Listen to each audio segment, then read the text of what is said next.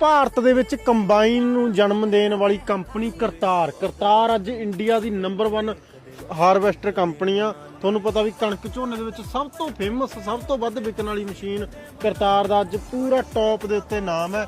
ਤੇ ਤੁਸੀਂ ਦੇਖ ਸਕਦੇ ਹੋ ਕਿਤੇ ਵੀ ਤੁਸੀਂ ਆਲ ਇੰਡੀਆ ਦੇ ਵਿੱਚ ਮਸ਼ੀਨ ਮੰਗਾਉਣੀ ਆ, ਡੀਲ ਕਰਨੀ ਆ, ਬੁੱਕ ਕਰਾਉਣੀ ਆ ਤਾਂ ਸਭ ਤੋਂ ਜਾਇਜ਼ ਰੇਟ ਦੇ ਵਿੱਚ ਬਾਈ ਮੋਦੀ ਤੇ ਕੁਲਵਿੰਦਰ ਜੀ ਨੇ ਆਪਣੇ ਬਰਨਾਲੇ ਤੋਂ ਤੁਹਾਨੂੰ ਬਿਲਕੁਲ ਸਹੀ ਰੇਟ ਦੇ ਵਿੱਚ ਕਿਤੇ ਵੀ ਆਲ ਇੰਡੀਆ ਦੇ ਵਿੱਚ ਮਸ਼ੀਨ ਪਹੁੰਚਾਉਣੀ ਆ, ਪਰ ਡੀਲ ਕਰਦੇ ਨੇ ਸਿਰਫ ਕਰਤਾਰ ਦੇ ਵਿੱਚ।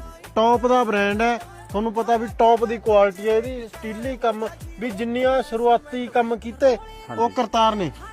ਕਰਤਾਰ 1975 ਤੋਂ ਜੀ 1975 ਤੋਂ ਕੰਮ ਕਰ ਰਹੀ ਹੈ ਕੰਪਨੀ। ਵੀ ਜਿਵੇਂ ਹੁਣ ਸਟੀਲ ਦੀ ਬਰਾਕਟ ਆਉਣ ਲੱਗੀ ਜਾਂ ਸਾਰਾ ਔਗਰ ਵਗੈਰਾ, ਵੀ ਇਹ ਸ਼ੁਰੂ ਸਾਰੇ ਕੰਮ ਕਰਤਾਰ ਨੇ ਕੀਤੇ ਨੇ। ਅੱਜ ਵੀ ਇਹਨਾਂ ਬਰਾਬਰ ਕੁਆਲਿਟੀ ਹੈ ਨਹੀਂ ਕਿਸੇ ਦੀ। ਬਾਕੀ ਸਕਰੀਨ ਤੇ ਨੰਬਰ ਹੈ, ਕੋਈ ਵੀ ਜਾਣਕਾਰੀ ਲੈਣੀ ਆ ਤੁਸੀਂ ਸੰਪਰਕ ਕਰ ਸਕਦੇ ਹੋ।